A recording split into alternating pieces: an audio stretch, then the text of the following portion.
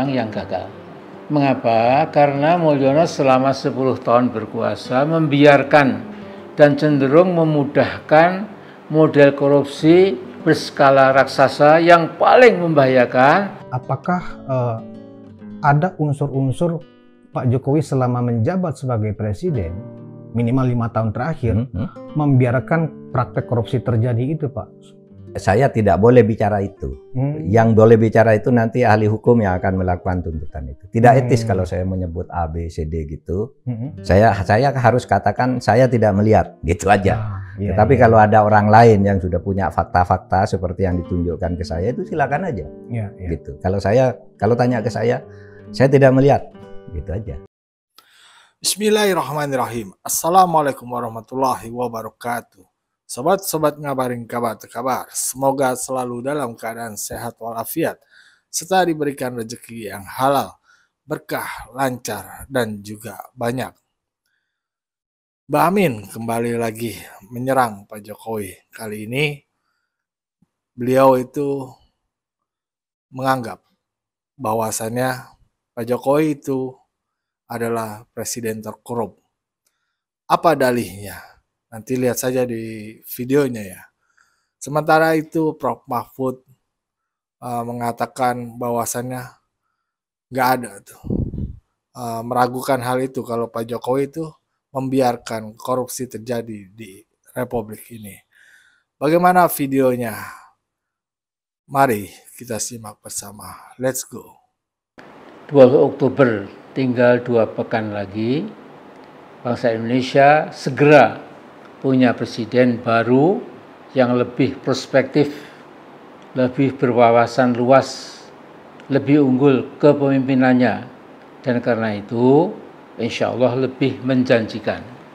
Nah, sebagian anak bangsa yang dulu pernah terkecoh atau tertipu dengan penampilan Mulyono yang pura-pura merakyat dan nampak sangat sederhana, emoh kemewahan, dan berhasil mencuri hati anak-anak bangsa sampai ada ungkapan yang populer, Jokowi adalah kita adalah Jokowi dan lain-lain, kini sudah berbalik arah.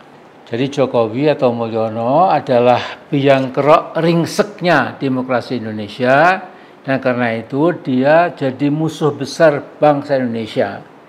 Dulu majalah Time menyebut sebagai A New Hope, harapan baru Indonesia, juga sebagai the new face of Indonesian democracy, jadi wajah baru dari demokrasi Indonesia.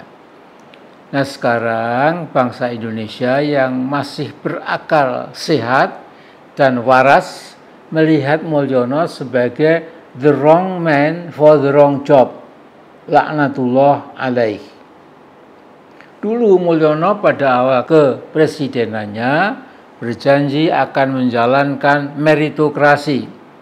Jebul yang dikerjakan adalah nepotisme kampungan yang sungguh memalukan dan keterlaluan. Omongannya pada kampanye menuju kursi presiden di tahun 2014 seluruhnya dia robohkan sendiri.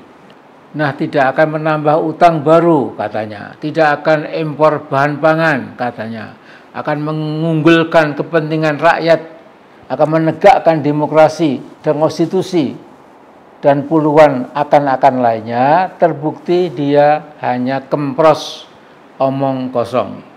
Nah, saudaraku, tidak berlebihan kalau saya katakan Mulyono telah menjadi, ini sangat klise ya, tidak ada yang baru ya, jadi public enemy number 1, musuh bangsa Indonesia yang nomor 1. Bayangkan dari 6 presiden Indonesia sebelum Mulyono atau Pak Jokowi, tidak satu pun dari mereka yang dihujat, didamprat, disumpah serapai, dan didoakan buruk seperti yang menimpa si Mulyono menjelang lengser kekuasaannya.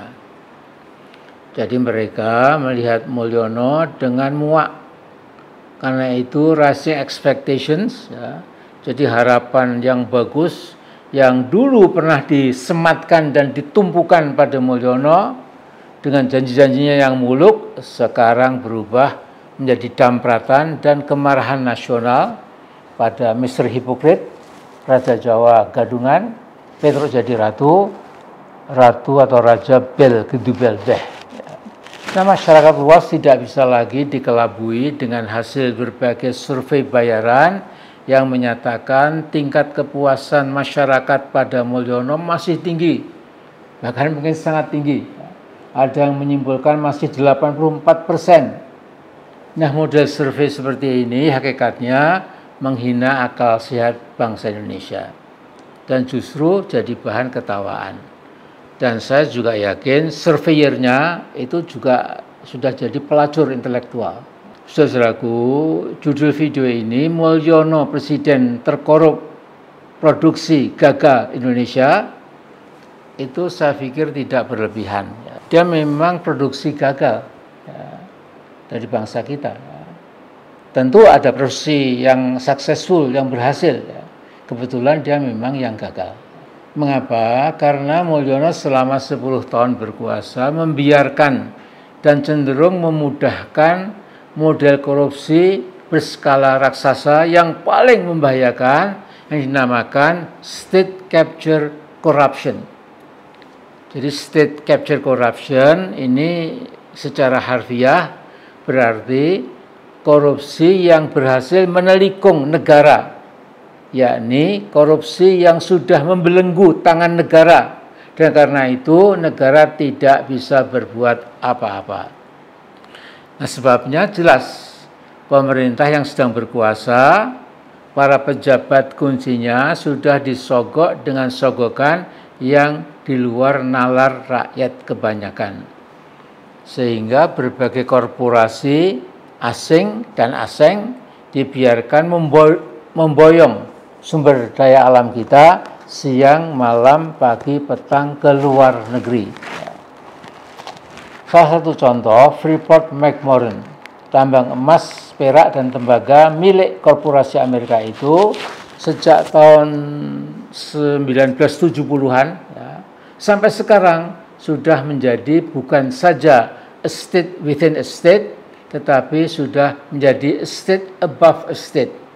Bukan negara dalam negara, tapi negara di atas negara.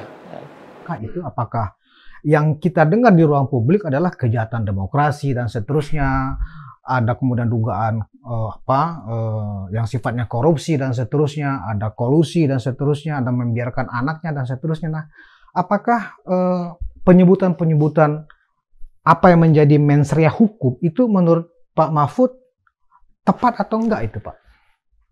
Menurut saya ada yang salah. Misalnya kata kejahatan demokrasi. Kejahatan itu istilah hukum pidana, sedangkan demokrasi itu istilah hukum tata negara. Itu enggak ketemu. Orang kok dijahati karena kejahatan demokrasi enggak bisa. Iya. Yang bisa itu kalau hukum pidana. Misalnya membiarkan terjadinya korupsi. Menghalang-halangi orang korupsi agar tidak disidik. Itu termasuk kejahatan, Pak, ya? Iya dong. Obstruction of justice. Misalnya Anda korupsi lalu saya udah simpan di sini aja, nggak usah dibawa. Itu obstruction of justice. Iya. Dan itu tidak masuk dalam ranah hukum tata negara, itu hukum pidana. Kalau hukum tata negara terjadi seperti ini namanya impeachment. Nah, impeachment itu hanya bisa dilakukan melalui prosedur yang ketat. Mungkin perlu waktu lebih dari 6 bulan, 9 bulan lah. Sementara waktunya itu sudah kurang 2 minggu. Nggak mungkin ada impeachment. Oleh sebab itu soft landing pilihannya. Agar negara ini jalan. Nah, terus kalau hukum pidana itu kan daluarsanya, kalau ancaman yang 5 tahun ke atas, daluarsanya kan 18 tahun. Jadi sesudah berhenti pun bisa diadili. Sama dengan Donald Trump dulu yang bikin kejahatan di parlemen, itu bukan kejahatan demokrasi, itu kriminal tuh. Iya kan? Pak Harto sudah itu kan diadili kan, meskipun sudah berhenti. Diadili loh. Itu cuma pengadilannya ditutup karena beliau sakit berdasar keterangan dokter, tidak boleh dilanjutkan berdasar hukum internasional maupun hukum kita. Kalau orang sakit dibebaskan. Pak Harto terbukti sakit kan, demensia waktu itu. Apakah ada unsur-unsur Pak Jokowi selama menjabat sebagai presiden, minimal 5 tahun terakhir, membiarkan praktek korupsi terjadi itu, Pak? Saya tidak boleh bicara itu.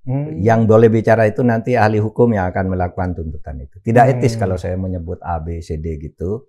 Saya harus katakan saya tidak melihat, gitu aja. Tetapi kalau ada orang lain yang sudah punya fakta-fakta seperti yang ditunjukkan ke saya, itu silakan aja. Gitu. Kalau tanya ke saya tidak melihat, gitu aja. Ya, itu tadi kedua videonya yang telah kami gabungkan ya. Mbak Amin itu mengatakan bahwasannya Pak Jokowi itu terkorup ya, dengan alasan yang Mbak Amin utarakan tadi. Sementara Pak Mahfud itu mengatakan bahwasannya nggak melihat tuh kalau Pak Jokowi membiarkan praktek-praktek korupsi terjadi di Republik ini. Bagaimana menurut saudara-saudara sekalian, sobat-sobat?